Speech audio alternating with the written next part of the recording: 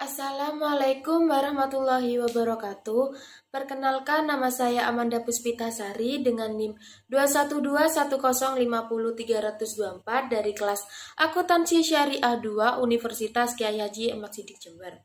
Di sini saya akan mereview penjelasan materi dari Bapak Dr. Abdul Wadud Nafis, LCMEI, selaku dosen pengampu mata kuliah Peradaban Islam dan Islam Nusantara. Di sini saya akan menjelaskan tentang perkembangan peradaban Islam pada pemerintahan Abbasiyah. Materi yang pertama adalah berdirinya pemerintahan Abbasiyah. Pemerintahan Abbasiyah didirikan oleh Abdullah As-Saffah Muhammad bin Ali bin Abdullah bin Al-Abbas pada tahun 104 sampai dengan 136 Hijriah.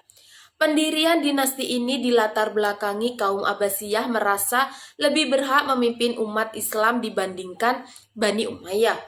Karena mereka keturunan Bani Hashim yang secara nasab lebih dekat dengan Nabi Muhammad SAW.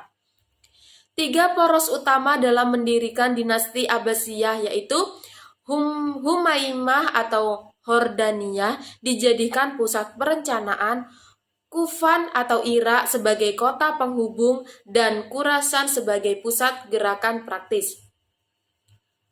Tokoh-tokoh pendiri Abbasiyah yang pertama adalah Abul Abbas As-Saffah pada tahun 136 sampai 136 Hijriah atau sama dengan 749 sampai dengan 754 Masehi.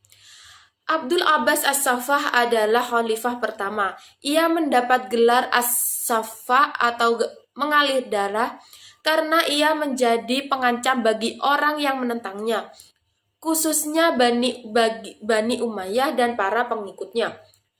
Kufah merupakan pusat gerakan Bani Abbasiyah. Selanjutnya ia meninggalkan Kufah menuju daerah Anbar sebagai tempat di pinggiran sungai Eurat yang dikenal dengan Hasimiyah yang dijadikan pusat pemerintahan.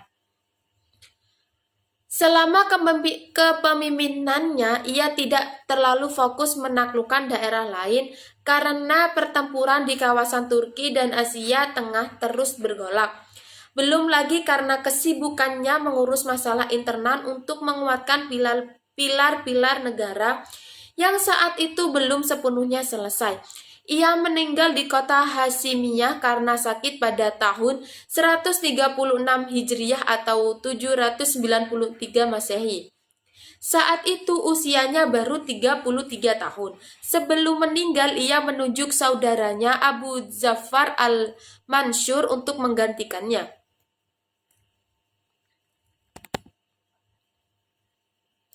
Abu Ja'far al-Mansur memimpin pada tahun 136 sampai 158 Hijriah atau 754 sampai 775 Masehi. Pada tahun 762 Hijriah memindahkan ibu kota dari Damaskus ke Hasimiyah, kemudian dipindahkan lagi ke Baghdad dengan dekat dengan Ctesiphon, bekas ibu kota Persia. Selanjutnya ia membentuk lembaga protokol negara dan sekretaris negara.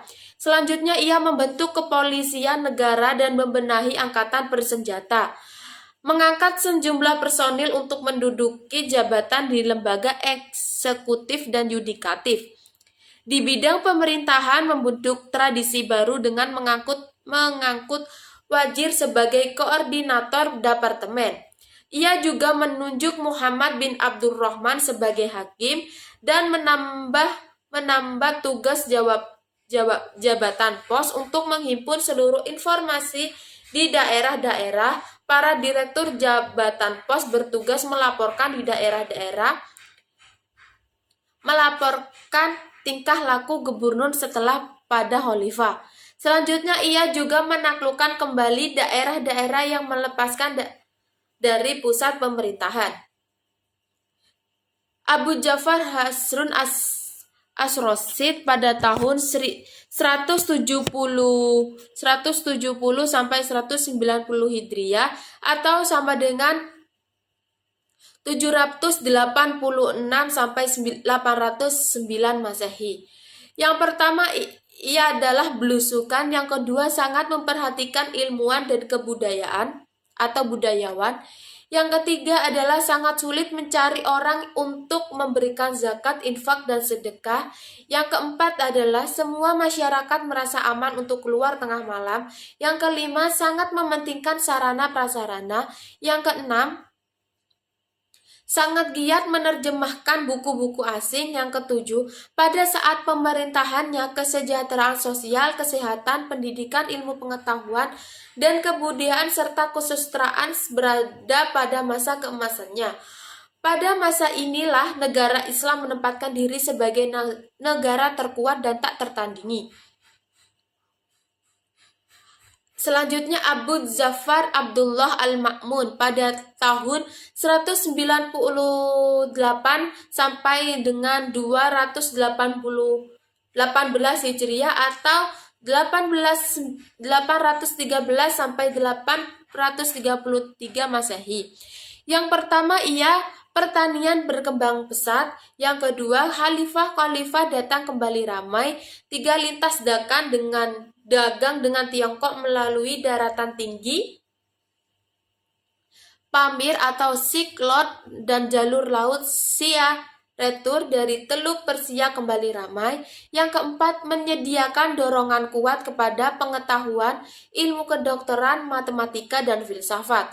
Yang kelima, menerjemahkan buku-buku Plato dan Aristoteles yang Hunaina bin Ishak. Yang keenam, pernah mengirim utusan kepada Raja Roma Leo Armenia untuk mendapatkan karya ilmiah Yunani kuno dan diterjemahkan kepada bahasa Arab. Yang ketujuh, wilayah Islam terus bertumbuh. Selanjutnya adalah runtuhnya pemerintahan Abbasiyah yang terdiri dari faktor internal dan eksternal. Faktor internal yaitu mayoritas Khalifah Abbasiyah periode akhir lebih mementingkan urusan pribadi dan melalaikan tugas dan kewajiban mereka terhadap negara. Yang kedua, luasnya wilayah kekuasaan kerajaan Abbasiyah, sementara komunikasi pusat dengan daerah sulit dilakukan. Yang ketiga, permusuhan antar kelompok suku dan kelompok agama. Yang keempat adalah merajalelanya korupsi di kalangan pejabat kerajaan. Yang kelima, semakin kuatnya pengaruh keturunan Turki mengakibatkan kelompok Arab dan Persia menaruh kecemburuan atas posisi mereka.